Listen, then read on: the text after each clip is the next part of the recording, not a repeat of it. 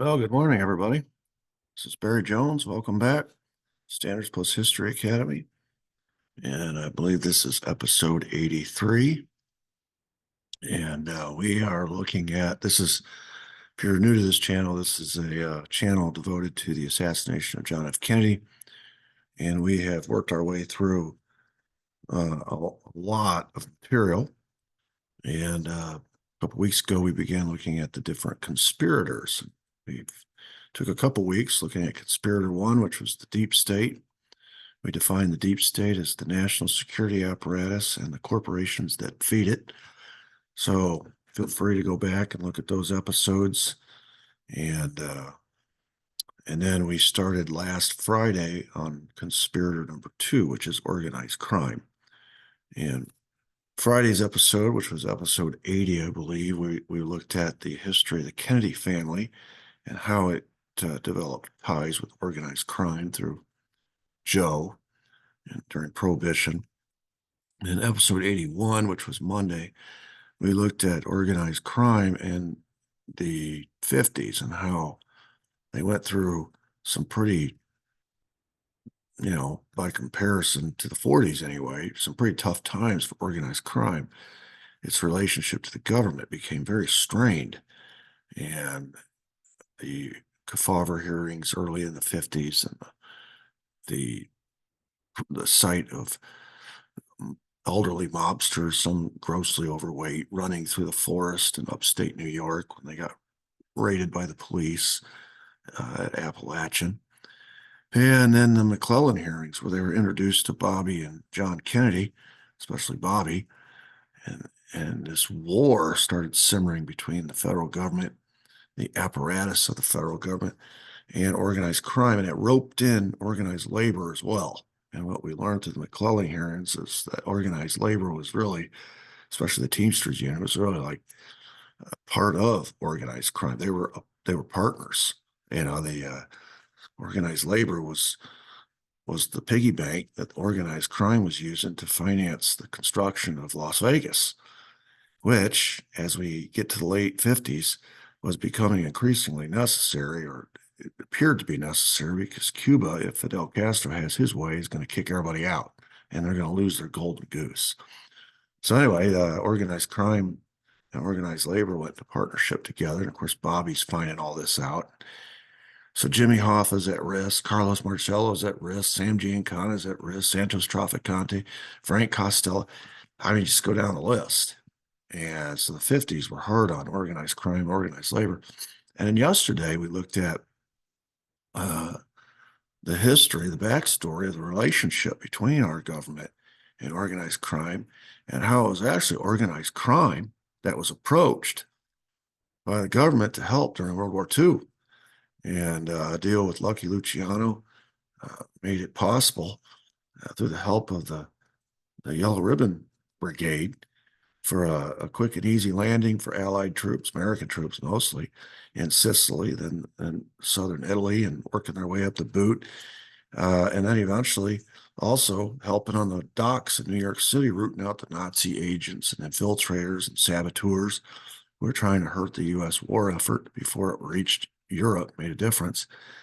So in other words, organized crime sort of were, although they wore the black hats, they were sort of the heroes, the unsung heroes of World War II. And so I could imagine a scenario where they kind of expected to be rewarded for that. But instead, the 50s happened, and it's just the opposite. We also looked at the little side hustle that through the relationship that the government had with these organized crime figures as a result of the World War II partnership. They discovered that they could use organized crime to help smuggle drugs, the CIA, from Southeast Asia through France, Sicily, and Italy into Cuba, and then from Cuba into the U.S., where they would be distributed in the inner cities. And then they would take the profits from all this and use these illicit profits to finance anti-communist covert operations around the world, starting in China and then continuing in other places later. It became a model. This was their way they made money that was untraceable, money that didn't have any oversight. congressional or taxpayer or audits or anything. So it was a very lucrative little operation. Of course, depended on these organized crime figures, and it depended on Cuba. And so we started to lay out the importance of Cuba in all of this scenario yesterday. Today, we're going to be looking into this brings us to the lip of the 1960 election. So we're going to be looking at that. But before I begin, I wanted to mention, I saw in some of the comments yesterday, some hopelessness or some despair about our history and our government. And and having been through this myself, I've been studying this for 30 years. And so I've gone through all this myself. So I have maybe a little bit of a head start, a little bit of experience going through these levels of grief. It's almost like the stages of grief, where at first, when you start to learn this information about your own country, there's a little bit of despair. Yeah, I understand that for sure. You're taught growing up that we're always the good guys, and under no circumstances do we ever do anything. We're always the ones wearing the white hat. We don't do anything that's immoral. We don't do anything that's inhumane. We don't do anything that's greedy. We don't do anything that's uh, imperialistic or whatever. It turns out we do, and so there's a little bit of despair and a little bit of a denial. Actually, I went through a stage of denial where I remember in college when this journey began for me. I had some pretty knockdown, drag out discussions with some professors who were trying to open my eyes to some of this. I fought it. I fought it. I had to come to this realization on my own. I would not accept somebody else's interpretation. So I had to learn this on my own. And then you go through and you start to maybe there's a little bit of hopelessness. I'm so little, the government's so big, this is such a big thing. I'm powerless in the face of the, but you work your way through all these stages and you start to realize at some point, thank God, there is a higher power in charge, and there is such a thing as good and evil. And and truth is one of the good things. Truth is good. And I reached a point in my life on this journey that I decided truth was worth searching for. It's like that gold nugget. You want to go find that gold nugget. And so you dig and you dig and you search and you search and you chisel away, you chisel away, and you finally find one. And it took a lot of effort, and you probably found some fool's gold along the way that you thought was real. It turns out it wasn't. But as you search for truth, you get better at it. And you start to discern what's fool's gold from what real gold is.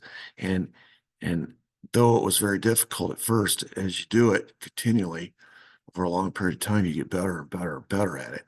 And I actually found this process to be liberating, to not be one of the suckers who believes a lie, or one of the suckers that can be lied to, or one of the suckers that even if you realize you've been lied to and you believe the lie, you're not gonna go search for the truth. You're not gonna deny the lie. You're just gonna hang on to the lie. I mean, there's a special kind of, P.T. Barnum said there's a sucker born every minute. That's a special kind of sucker who will knowingly believe a lie because they don't want to disavow what they believed. You just, I don't even get that kind of thinking. But anyway, I found it to be liberating. And it's really helped me going forward to be able to discern current events and things going on around me because you start to see patterns. And boy, it's kind of a nice place to be, especially when you compare yourself to others who aren't there yet or aren't even on that journey, just believing whatever they're told. Uh, you realize, wow, this was worth it. This was worth it. I don't want to be one of the masses that Adolf Hitler says, the bigger the lie, the more the people will believe it. I don't want to be. And so I start to recognize patterns, and you will too. As you search for truth, you'll start to recognize when people don't want you to find truth, and they try to censor you, or they try to tell you don't be your own, don't do your own research. Boy, when I hear that, when I hear somebody say, don't do your own research, my antenna just go crazy.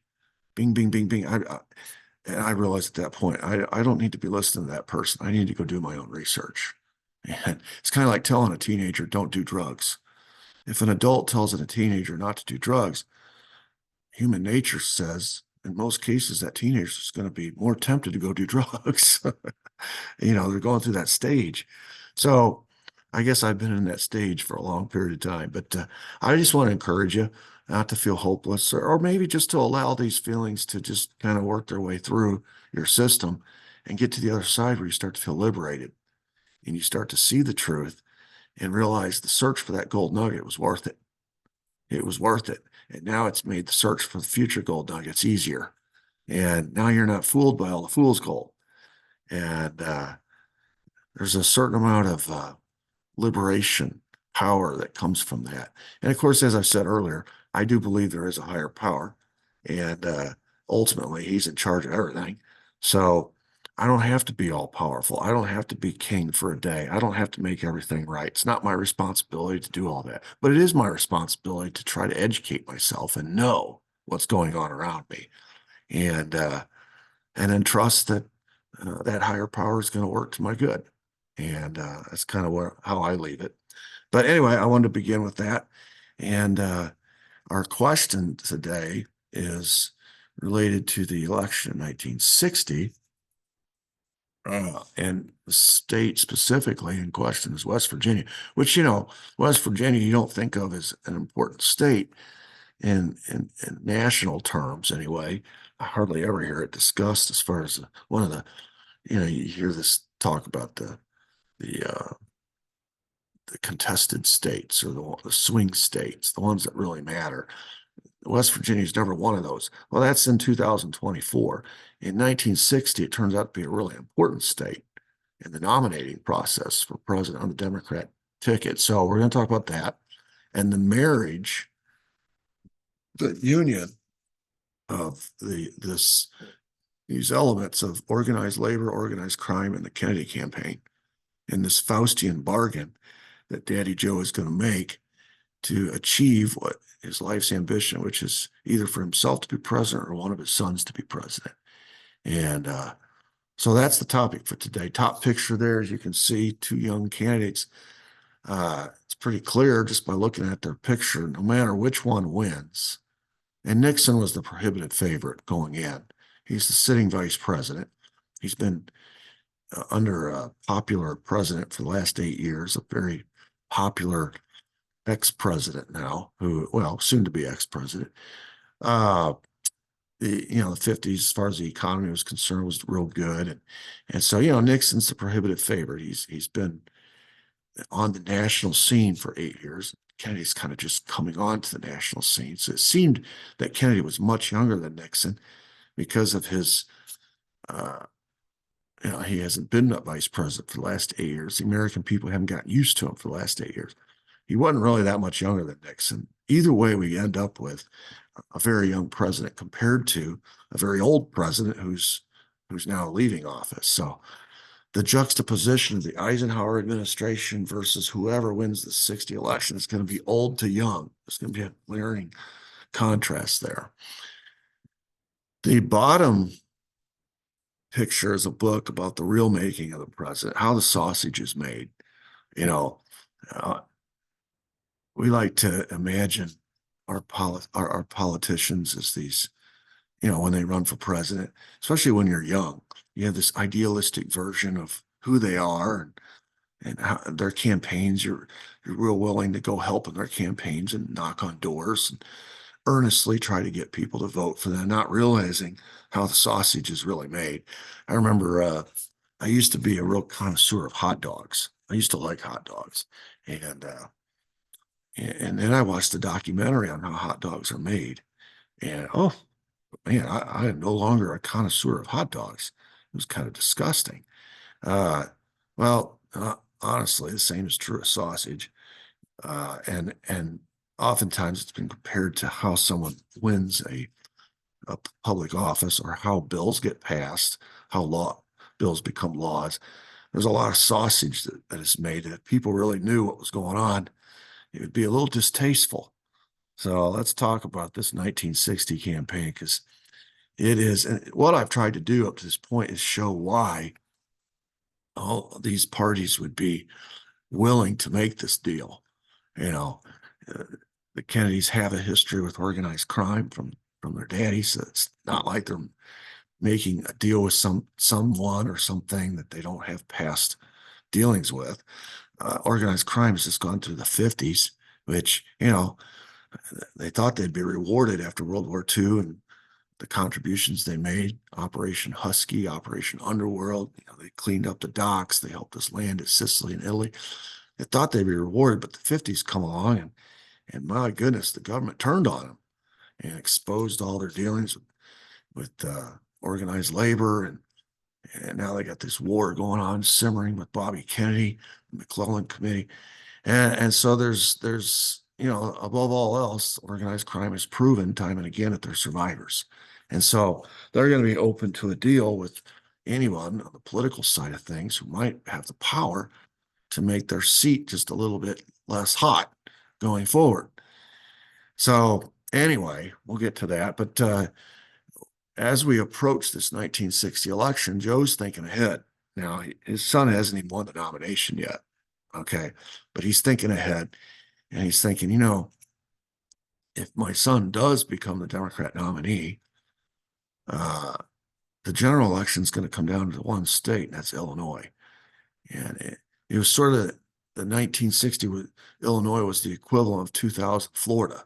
You remember that election between Gore and Bush, it all come down to Florida. Well, in 60, it was going to be Illinois. And of course, when you're talking about Illinois, you're talking about Chicago. The downstate ballot, the numbers are so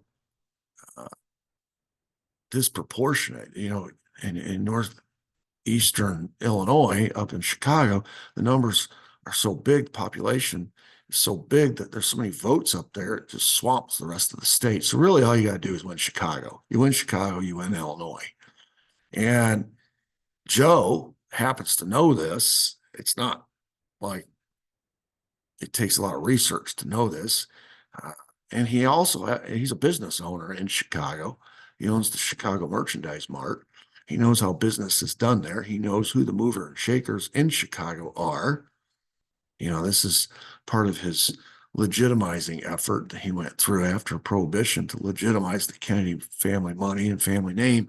He invested in stock market, he invested in the Democrat Party, and invested in businesses. So one of these legitimate businesses, the Merchandise Mart, I'm sure he had to go through a lot of hoops in Chicago.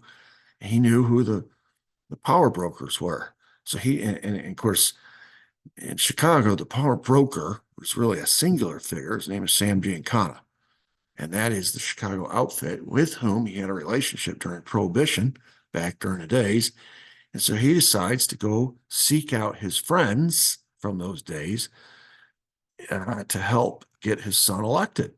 And he knows that what kind of power that they have, that they wield. So he goes to an old friend of his, and I'll explain what that means in a minute by friend. It's not the friend in the sense you might think. He's a chief judge of the Circuit Court of Cook County. His name is Judge William Tuohy. It was hard to find a picture of Judge William Tuohy. There he is. He must have been camera shy, but he circled there in red, taking the oath of office.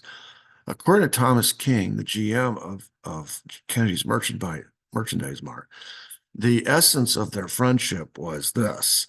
Kennedy and Tuohy were very, very close. It was my understanding that Joe took care of him, helping him financially. Ah, okay. So we see how this is. Turns out Tuohy owes Kennedy a favor because Kennedy financially has been there for him time and time again in the past. So that's the nature of their friendship. So Joe goes to Tuohy and he says, I need help setting up a meeting. I want a meeting with Sam Giancana. And I know that you can't go to Sam Giancana and arrange this person to person, but through intermediaries, I know that you can't.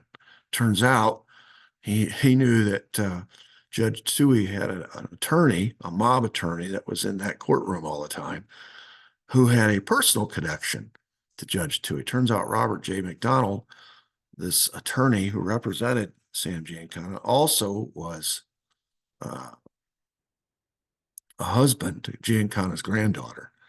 And so this guy knows Judge Tuohy because he's in his courtroom all the time, but he also knows Giancana real well. He's family. So through Robert J. McDonald, this meeting is arranged.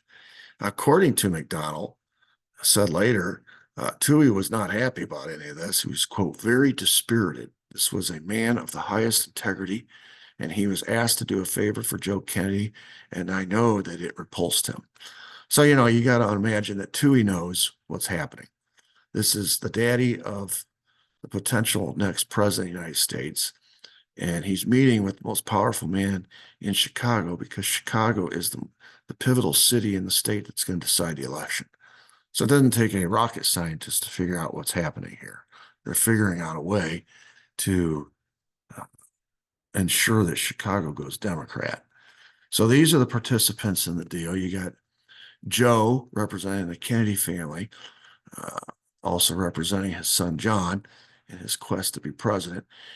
But Joe's kind of the guy. He's not the campaign manager necessarily. Bobby's going to have that title, but he is the E.F. Hutton of the John F. Kennedy campaign for president in 1960, in more ways than one, not just from a advice and counsel standpoint, but also from a monetary standpoint. Joe's going to put his money up.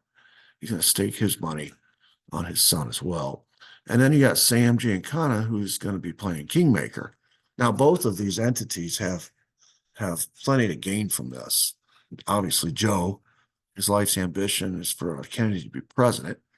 And Sam is trying to figure out a way out of this mess that organized crime figures have found themselves as a result of the 50s. And if he can negotiate a deal between organized crime and the future next president of the United States, the political figure that can make all their problems go away, well, he'd be a hero, right? Not just in the Chicago outfit, but all the other crime families that are enduring the same problems. So Sam's willing to listen and Joe's willing to offer. And because Joe wants to get something out of it too. So Joe understands that to win Chicago, you have to get Sam Giancana's support. It's not just the organized crime that Sam controls, it's the organized labor. And we talked about that. The financial interests of the two had merged because the Teamsters had loaned millions of dollars to the Chicago outfit to start constructing the city of Las Vegas as we now know it and creating a haven, sort of a golden goose nugget out there in the desert that could counteract if the loss of Cuba, if that happens in the near future. Because the way it's going, it looking like Fidel Castro may take over in Cuba, and he's going to be a threat to them and their little enterprise going forward. So they're going to have to prepare for this in advance. And that's what the Chicago outfit's doing. They're looking down the road and they're saying, Cuba might go away. We need another location where we can ply our trades. And of course, they can't go to the bank and borrow the money. So they're borrowing the money from the Teamsters. So that's when the Teamsters, organized labor, and organized crime became two heads of the same coin. They're investing in the same project, essentially. All right, so what's the deal? Well, Kennedy in this arrangement with Sam says that if you will help my son become president, and that means first you got to help him get him nominated and then win the general election, organized crime, instead of having a enemy in Washington, will have a friend in the White House, which means no more Justice Department harassment.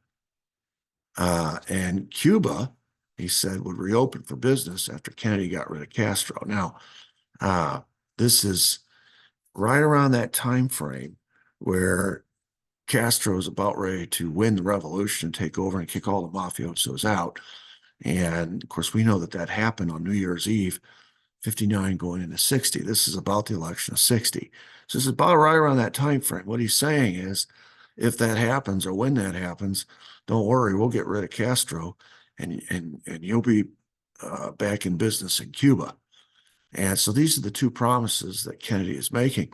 Now, Giancana, in exchange, assured Kennedy that he would use his men to quote, get out the Kennedy vote among the rank and file in the mob-controlled unions in Chicago and elsewhere.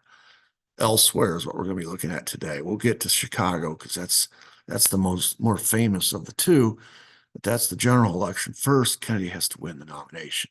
So that's why we're going to be talking about West Virginia today. By the way, one of the things I wrestled with for years was why on earth would organized crime and labor make this deal with the Kennedys, who are their avowed enemies because of their work on the McClellan Committee? Why not just make a deal with Nixon? Nixon's already on their side. I mean, Nixon's neck deep in organized crime connections of his own, and he's already working to overthrow Castro. They would already have a friend in the White House with Nixon. Why do they need the Kennedys? What did the Kennedys offer that's better than what Nixon could already offer? Nixon's tried and true. He's already proven his bona fides when it comes to these two interests as far as organized crime is concerned. Can you trust the Kennedys? Because a lot of folks didn't think that you could. So you're making a deal with an unproven commodity at the expense of something that's proven. Why would organized crime do it? And it didn't make sense to me until I understood what would happen if you consider the results of that scenario. If Nixon wins, John F. Kennedy goes back to the Senate. If Nixon wins, Bobby goes back to the McClellan Committee. The McClellan Committee continues its work, which means if Nixon wins, yeah, they have a friend in the White House, but they don't have a friend in Congress. And the Senate will continue through the McClellan Committee, through the work of the Kennedy brothers, hauling in these mafiosos, deposing them, interrogating them, exposing them, harassing them. In other words, the work of the McClellan Committee would just continue unabated if Nixon were to win. And since they're Democrats and Nixon's a Republican, they would be under no compunction to want to, even if Nixon appealed to them, to stop. Why would they stop? They're not even of the same party. It would become a real political issue, a political football to be leveraged back and forth going forward. And organized crime would be caught right in the middle of it. So their thinking in this process is if we support Kennedy, we get these two things. And essentially, by them leaving the Senate, the McClellan Committee is no more. It shuts down the work of the McClellan Committee, which is being run by Democrats, because now you have a Democrat in the White House. Two of the antagonists on that McClellan Committee are now, one's the president, the other will probably be Attorney General in charge of the Justice Department. No doubt he'll be made aware of this deal. And so instead of having antagonists chasing you around in the Senate and the McClellan Committee, if they lose, if they win, you got a friend in the White House. You got a friend at the Attorney General who's running the Justice Department. The McClellan Committee is shut down, and they've made promises about reopening Cuba. In other words, they get more with a Kennedy win than they do with a Nixon win. So it's going to make for some interesting dynamics because guys like Jimmy Hoffa and Carlos Marcello cannot get past their hatred for the Kennedys. And yet the larger picture is, from an organized crime perspective, they would do better off with a Kennedy in the White House than a Nixon. But their personal animus for the Kennedys is such that they're going to have to figure out a way to split hairs here. It's a real interesting dynamic here. But bottom line is, as I said, they are survivors, and they're looking at an enemy who might actually end up being more of a friend. Not a friend in the sense that they want to sit together, break bread together, but a friend in the sense that they're both going to watch out for each other. All right, so let's get to West Virginia. Very interesting story here. 4 weeks before the primary, all the polls showed JFK getting trounced by Hubert Humphrey. He was losing by 20 points. That's just an average of all the polls. At which point, Giancana's men kicked it into high gear. And of course, West Virginia, if you know anything about West Virginia politics, you know that it's all about the coal miners. And all these coal miners are Union. And so here comes Giancana's men from Chicago, and they utilize the mafia muscle to strong arm the Union vote. Now, the media wants us to believe that JFK was just such an earnest candidate. He went door to door. He went to all the poor villages. He went to all the coal mines. He met the coal miners. He stood out there for hours, and he did all those things. But none of that was enough to change what was fixing to happen in West Virginia if Giancana's men don't show up. All right, let's not operate under an illusion here and think that Kennedy is going to win this primary because he was a good campaigner. Most of the attention, and the reason why I want to focus on West Virginia, this is a story that doesn't get told very often. Most of the attention since the 1960 election, when it comes to corruption, deals with Chicago and with the state of Illinois. But before Illinois, there was a West Virginia. In fact, without West Virginia, Illinois never happens. So what we're going to talk about today is the story of West Virginia. This is the story behind the story. Because basically what we're going to learn about West Virginia and the success story that it becomes for the Kennedy campaign, the Democrats, is going to be a model for Illinois. It's going to be replicated almost verbatim.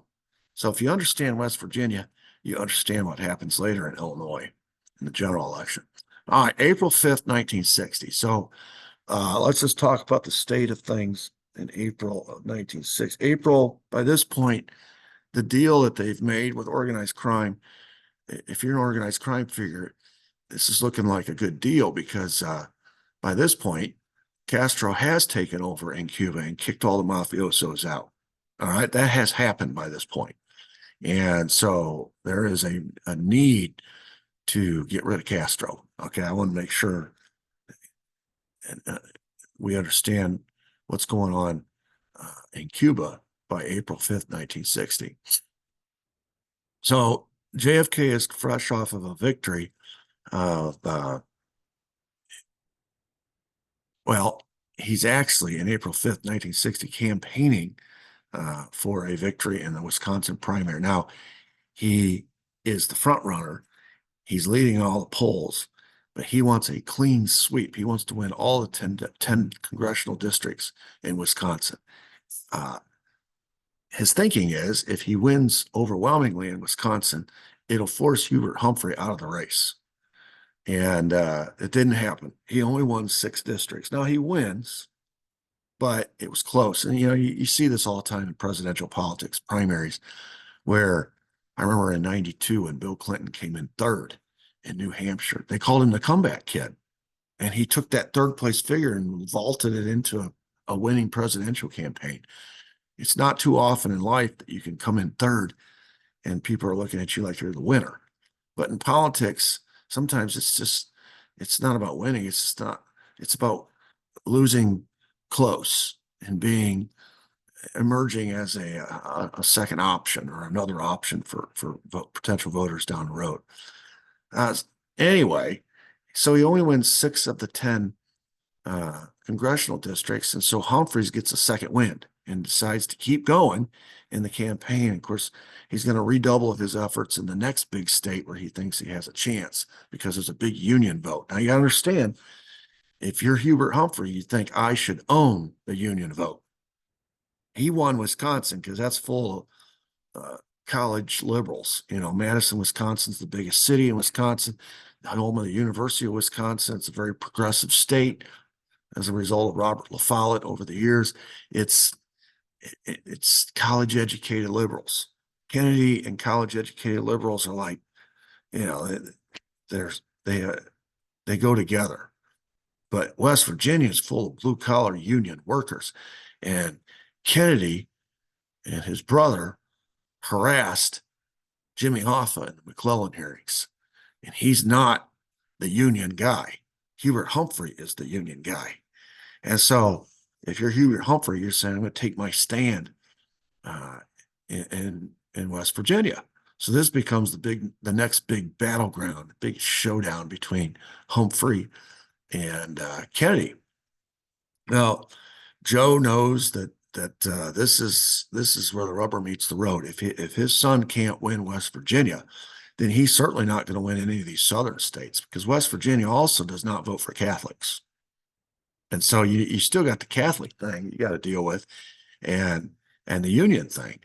And so this is a litmus test to see if John is a national candidate or a regional candidate. Everybody knew he's going to do well in the upper Midwest and the Northeast. But what about West Virginia, which is borderline southern state? If he can't win West Virginia, how's he going to win a southern state? The solid South. We need a candidate who can appeal across the board, be a national candidate. So that West Virginia is really key. So this is, of course, we've talked about this earlier, but Joe Kennedy had a dream that starts with John. It doesn't end with John. It starts with John, and then it transitions to Bobby, and then it goes to Teddy, the three younger sons. Remember, it was Joe Jr. first. He died. So now it's John, Bobby, and Teddy. He wants a Kennedy dynasty, 24 consecutive years of Kennedys. John would run in 60 and serve to 68. Bobby would run in 68, serve to 76. Teddy would run in 76 and serve to 84. Holy cow.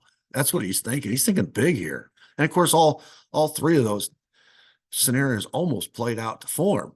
John did run in 60. Bobby did run in 68. Teddy did run in 76. Didn't turn out the way he thought, but he didn't know that at the time. So that was April 5th. That's the setting. Okay. Cuba has been taken over by Castro. Kennedy has just won 6 of the 10 congressional districts in the primary in Wisconsin, and now he's going for West Virginia. And that's going to be the big battleground. May 10th, 1960, the West Virginia primary results are announced. Wall Street Journal correspondent Alan Otten was absolutely stunned. He was like, I can't believe it. Quote, every miner I talked to before the primary is going to vote for Humphrey. I mean, we just saw he was losing by 20 points not that long ago. Otten recalled, quote, we were fairly convinced that huge sums of money had to have traded hands. How else do you explain it?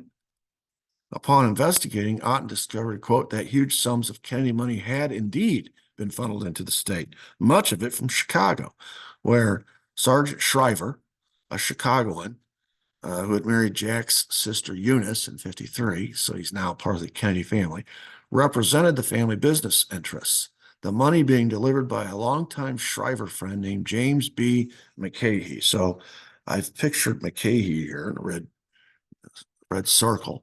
So McCahey is the Mr. Moneybags here. He is the bag man who is bringing the money from Chicago to West Virginia and buying the votes, according to Otten, of these West Virginia coal miners. And of course, these miners had all said, all the polls and all the surveys, they're going to vote for Humphrey. Seymour Hersh has done some really good work on West Virginia, claims that the Kennedy family spent more than $2 million bribing and paying off the sheriffs in key counties in West Virginia. And after McCahey would bring the money to West Virginia, the paymasters who would actually make the payments to these sheriffs were Bobby and Teddy Kennedy. So Bobby and Teddy, the two future candidates, are learning firsthand how the sausage is made. And they are gladly participating in it. Evelyn Lincoln, pictured here at the bottom, a longtime JFK secretary, personal secretary, said in an interview in 1994, quote, I know that they bought the election. Talk about the Kennedys. Jerry Bruno, a Kennedy advance man in the 1960 campaign, said, quote, every time I would walk into a town in West Virginia, they thought I was a Kennedy bag man. In other words, people would come up with their hands out. He didn't have the money, but they thought anybody related to the Kennedy campaign had money to pass out. As we learned, it was McCahey who had the money. And, the Kennedys had to learn, McCahey had to learn how this worked. And it started off that the McCahey, this bagman from Chicago, started off that the political chaos, this is his quote, in West Virginia began in October 1959. So this is before the revolution takes over in Cuba, before Castro takes her. This is after the deals. You see what's happened. The deal between Joe and organized crime, between Sam Giancana and Joe, happened before Castro took over in Cuba. All right. It's in the fall of 59, but they're anticipating that's what's going to happen. So they're saying, in the event that that happens and the mafia is kicked out, we're going to make sure that Castro is dealt with so you can go back. Okay.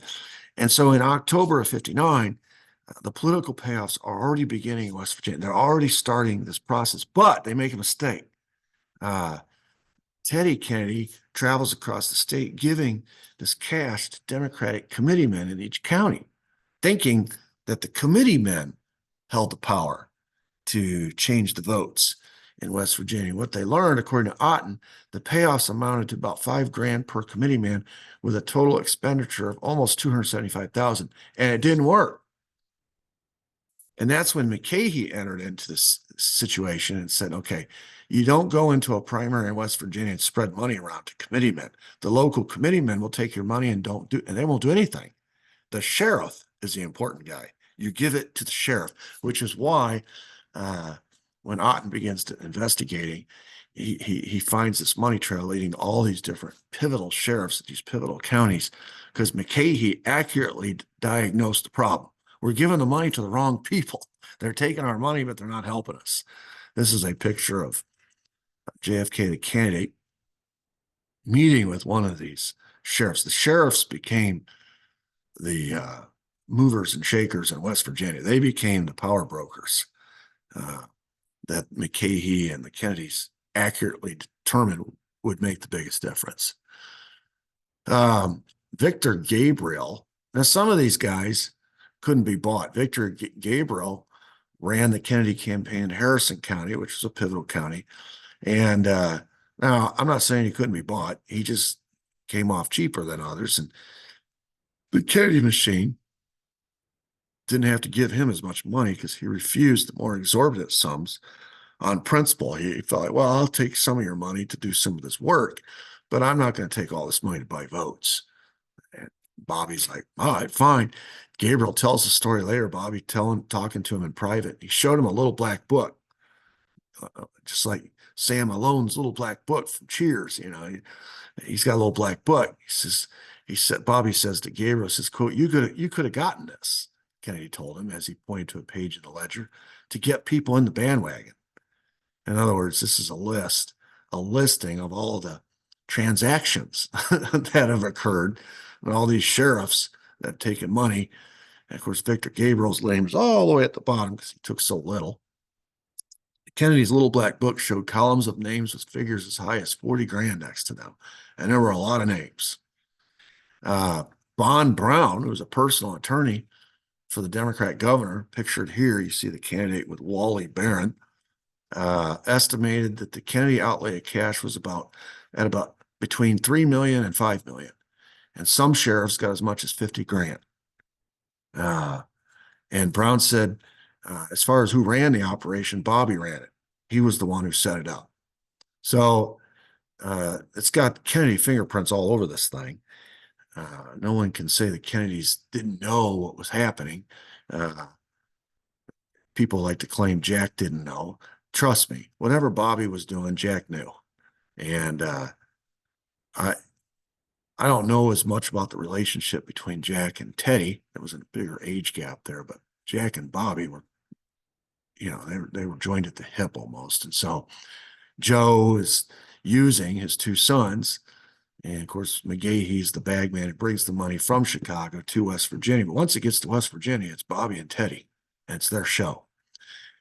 Curtis Trent, executive assistant to Governor Barron, recalled that, quote, the Kennedys were spreading it around pretty heavy. I thought they spent $2 million. When I told Bobby I was more concerned about the governor's race than the president's race, Bobby was so mad, just as angry as he could be. This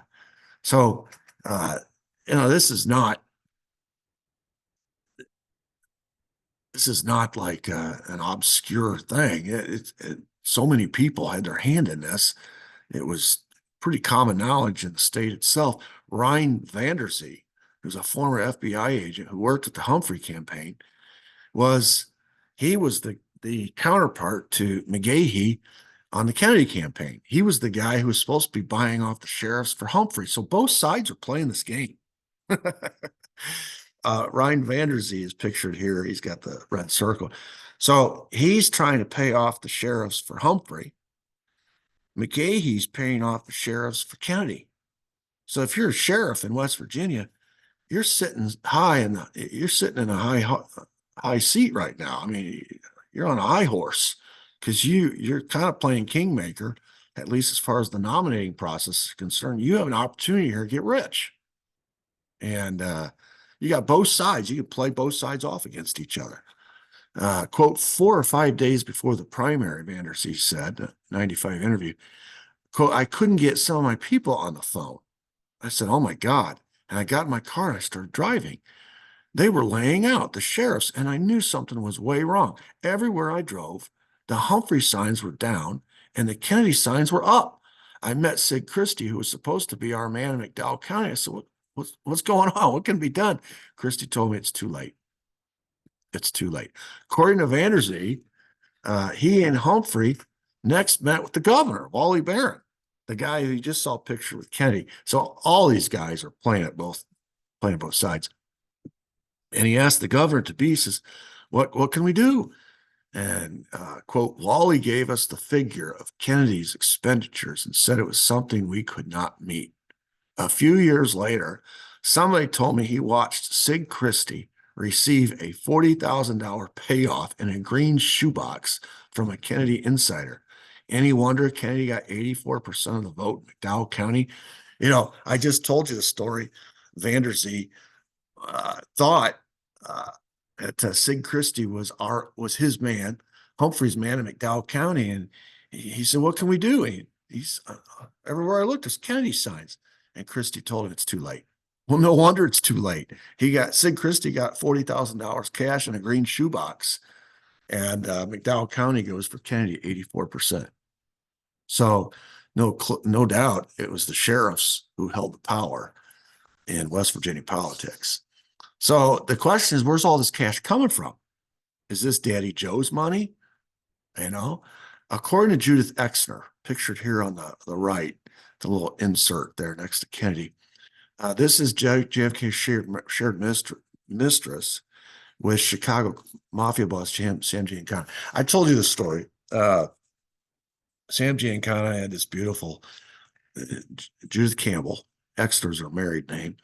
And he knew JFK's weakness with women, and he literally had them introduced. He had Frank Sinatra introduce them at a party, and she spent the weekend with JFK, and the two became hot lovers, you know, from that point forward for a while anyway. Meanwhile, she's got a relationship with Sam. Sam loaned his girlfriend to JFK, and it became a real convenient, a little setup for this West Virginia primary going forward. As you will see, I just lost my battery, so I'm gonna make the move again over to my plug. But she becomes, according to her, she wrote a book. According to her, Joe Kennedy and the Chicago outfit together financed the Kennedy operation in West Virginia. So it's a combination. You got Kennedy with a lot of money himself, paying for votes, but you also have the Chicago operation, and that's i.e. Sam Giancana. And you say, well, how does she know this? Well, according to her book, My Story, written in 1977, she was one of the bag ladies. She was one of the people who brought the money to West Virginia and gave it to McGahey. Actually, what happened was she and Frank Sinatra shuffled bags of cash from Hyannisport. The money that's coming from Joe is coming from Hyannisport to Chicago. The money that's coming from Sam is coming from Las Vegas to Chicago. So all the money's coming to Chicago. Well, you need two bag people, all right? And from Chicago, McGahey takes it to West Virginia. So you got her, Judith Campbell, now known as Judith Exner, and Frank Sinatra acting as the bagman. And one of them would go to Hyannisport, pick up money in a briefcase from Joe, take it to Chicago. Another one, probably Frank Sinatra mostly, from Las Vegas to Chicago. Same thing, pick up a briefcase full of money, take it to Chicago. They drop it off in Chicago. McGahee then takes it on to West Virginia, gives it to Bobby and Teddy, and Bobby and Teddy go spread it around to all the sheriffs. That's how it worked. She describes the whole thing in her book. Jim Mars reported in his book, Crossfire, the plot that killed Kennedy, that Exner made 10 of these trips back and forth between Joe Kennedy and Sam Giancana.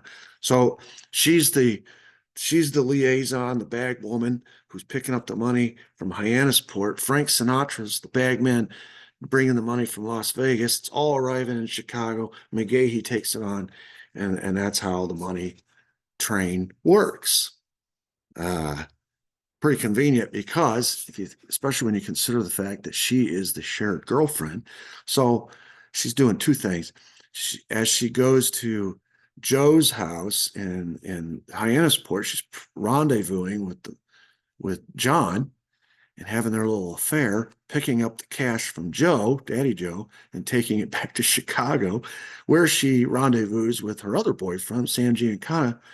I mean, it's unbelievable. But that's her account of how it happened. Another guy involved in this is a man named Paul Skinny D'Amato. Skinny D'Amato is pictured here, red circle, leaning over, talking with the candidate. He is the GM, or the general manager, of a Nevada gambling lodge that is owned in part by Sinatra and Sam Giancana, their partners. And he claimed he was approached by Joe Kennedy during the primary and asked to participate in raising money for the West Virginia primary. In other words, they needed a skim off of this casino. And so Joe approaches Skinny, and Skinny agrees to participate in this little operation to help finance. And Skinny D'Amato had a very close relationship with Sam Giancana, which, obviously if he's part owner with Frank Sinatra is owned by Sam Giancana. So anyway, it is his casino and the skim from his casino, which is helping to finance this. And we know this because on FBI wiretaps, D'Amato's talking about it. He's talking about how this skim, Las Vegas cash, skim off the top of his profits each night from his casino, is going to the Kennedys. And then Frank Sinatra, his partner, is taking it to Chicago and dropping it off with Sam Giancana. After the election, when stuff like this starts, when Bobby becomes the attorney general and he starts finding out what's on these FBI wiretaps and what Skinny has said and how he has become a loose end and could potentially reveal the extent to which the Kennedys bought this election, organized crime participated, organized labor participated, and all of the hanky-panky that took place. Bobby had him indicted. He played hardball, had him indicted to shut him up. And to bury this evidence. But that's after the election. The day after the primary, the Logan Banner, which is Logan County, is a big county in West Virginia, and it's an important county, editorialized in their op-ed page that the election had been a spree of, quote, flagrant vote buying. And anybody in West Virginia had a pulse knew that was true. Raymond Chafin, a political boss in West Virginia in '60, wrote in his autobiography, Just Good Politics, that Humphrey tried to buy the primary too, but, quote, Kennedy agents just offered more. And we've seen that. When Kennedy people asked Chafin how much it would take, Chafin replied, he's talking to these Kennedy people, and they said, well, how much is it going to take to win Logan County? And he says, about 35. And he meant 3,500. And Chafin said, when he got the suitcases, it had 35,000 in it. And so he called the Kennedy campaign to report, hey, you sent me too much money. And they said, quote, put the cash to good use. Keep it. And that's when Chafin realized, oh, okay, well, I guess we're talking 10 times the figure that I quoted. So in the future, I'll remember that. The Logan County boss, Claude, quote, Big Daddy Ellis, nicknamed Big Daddy, claimed he got 50 grand from the Kennedys. And he joked about it later. He says, quote, JFK didn't buy West Virginia. He just rented it for a day. Theodore White wrote a book called The Making of the President, won a Pulitzer Prize. And he called Mountain State politics, quote, the most squalid, corrupt, and despicable in America. It involves money, hot money, under the table money, open money. I mean, and in true Kennedy fashion, in 1996, this is a picture of JFK Jr. This is President Kennedy's son. And he started a magazine. I don't know if you guys remember, it's called George. And in the introductory press conference, I remember this, I remember this. This is clear as day. It was a big deal. John had finally done something with his life. I don't know if you remember or not. He'd always been kind of this playboy. He's this handsome, eligible bachelor. It was always front page news on all of the the magazines that you see at the grocery store, National Enquirer. So you always had John on the cover. Who's he dating now? Who's the latest girlfriend? And he just went through one. And then the other thing is he could never pass his bar exam. He went to all these great schools and he wanted to be a lawyer. And he took the bar and he failed it. He took the bar after a period of time went by and he failed it again. He kept failing the bar exam. He eventually passed it, but it was like the whole nation was waiting with bated breath. When is John ever going to pass the bar? Well, he started this magazine. It was a political magazine. And in this introductory press conference to introduce the magazine, his daddy had a great sense of humor, and evidently his son inherited it. He said, quote, in the 40s, my family bought the merchandise mart to legitimize the family. In the 70s, we bought the apparel center. And in the 60 election, my family bought 20,000 votes. That's what he's talking. He's talking about West Virginia and Chicago, which is to come. But as I said, if you don't get West Virginia, you don't get an opportunity to get Chicago. Sergeant Shriver, years later, when asked to describe what happened in West Virginia, he says, quote, we played the West Virginia game by the West Virginia rules. And Joe Kennedy famously quipped when it had become apparent that they'd bought enough votes for at least John to win. He says, don't buy another vote. I won't pay for a landslide. So this deal that Kennedy has worked out with Sam Giancana has paid handsomely in this West Virginia primary. Remember, this is the state. This is the pivotal state that's going to show. This is the litmus state, litmus test state. Can Kennedy win Southern states? Can he overcome the anti-Catholic bias in the South? Because West Virginia was notoriously anti-Catholic as well. All right, so John was a good campaigner. There's no question. Okay. But the reality is, doing it the old-fashioned way, doing it the honest way, and just campaigning was not working. He was 20 points down. He was going to get slobber knocked by Humphrey. And all of the legitimate campaign tactics and strategies, all the fact stipulating that he is a preferable candidate to Hubert Humphrey, all that's true. But he still wouldn't have won. He wouldn't have won if he hadn't had the Chicago machine doing what it did to help him win in West Virginia. All that cash coming from Las Vegas casino, brought by Frank Sinatra, dropped off with McGahee. All that cash from Joe Kennedy, brought from Hyannisport after a little rendezvous, by Judith Campbell after her little rendezvous with John, dropped off in Chicago with McGahee.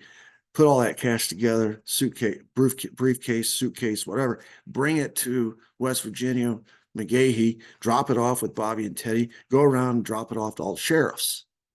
And next thing you know, they've bought the election. The money and muscle that Sam Giancana and Daddy Joe provided turned an 80-20 deficit into a 61% vote tally in just a few weeks. That just doesn't happen, folks. It doesn't happen. Kennedy won 50 out of 55 counties. So it was a the resounding victory that he didn't get in Wisconsin, he gets in West Virginia. The amount of money injected into the West Virginia primary showed them what could be done in the general election in the state of Illinois. And it became the model. It became the model. So everything I just described about West Virginia is going to happen again in the general election in the fall, in the election between him and Nixon. And Nixon's never going to forget this. Nixon knows. Now remember now, Nixon has ties to organized crime too. So he understands exactly what's happening to him in the general. And when he loses close, he concedes. He doesn't fight it because he knows you can't contest it. If I contest it, all my ties to organized crime come out too, because I'm involved with the same people.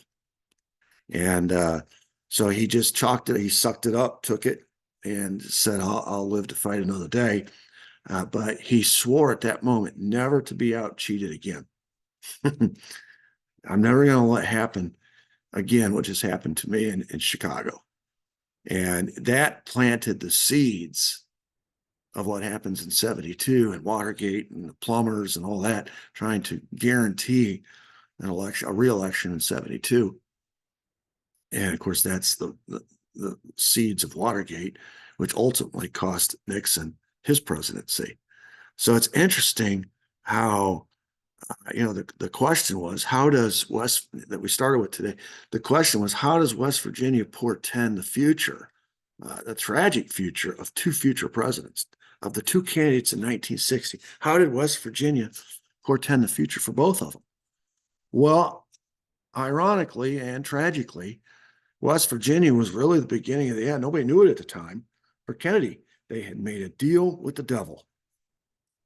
And there were expectations that had to be delivered upon. And if and when they were not delivered upon, there are people in this world and organizations in this world you can double cross. Organized crime is not one of them. And when Kennedy wins the presidency, and instead of having a friend in the White House, he turns Bobby loose, and Bobby goes after these organized crime figures, continues his jihad against them. That's double cross number one.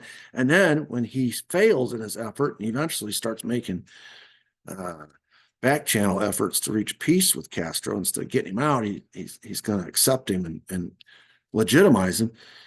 That's double cross number two. And it's not a coincidence that Sam Giancana was in Dallas on the day JFK was assassinated.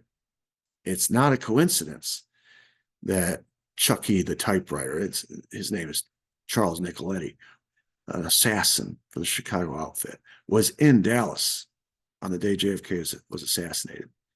It's not a coincidence that Johnny Rosselli, Sam Giancana's right-hand man, liaison to Las Vegas, guy who kind of his man in Las Vegas.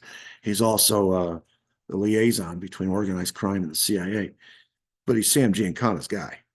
It's not a coincidence that he was in Dallas on the day JFK was assassinated. I don't believe in coincidences. There were other Chicago people that I haven't pictured here, but they were also in Dallas on the day JFK was assassinated. None of that is a coincidence. JFK emerged from West Virginia with debts to pay, and these are very serious people. You don't renege on those debts. You do not renege. And in fact, if you want to extrapolate it out, who's another guy from Chicago who's in Dallas on the day JFK was assassinated, and 2 days later took care of Lee Harvey Oswald? Jack Ruby. Where did Jack Ruby come from? The Chicago outfit. I mean, it has Chicago. Dallas has Chicago fingerprints all over it. And none of that is a coincidence. So his was a temporary victory, sometimes referred to as a Pyrrhic victory. But it happened. And now, because of this deal and the support, organized crime, organized labor, Kennedy is going to secure the nomination for the Democrat Party and set him up for the general election run against Nixon in the fall. And that's when Chicago and Illinois is going to come into play. And we're going to talk about that tomorrow and the outcome of these two the 1960 election and how it portended disaster for Kennedy going forward if he didn't meet all the terms of that deal. You know, his daddy made the deal and he paid some money to help bring it to fruition. But his son paid the ultimate price, not daddy. What is that saying? The sins of the father fall on the sons. Sin, I'm butchering it. I think it's actually a Bible verse. The sins of the father are manifested or befall the sons. And that is clearly the case in the Kennedy scenario. Okay, I went a little long today, but it's an interesting topic. If you'll indulge me. My website is sphistory.com. Feel free to comment on today's video, add any input that you may have. Also, feel free to subscribe to the channel. It's free. Feel free to hit the notification bell, give me a thumbs up, and I look forward to tomorrow, and we'll see you then. Until then, have a great day. Thank you. Bye.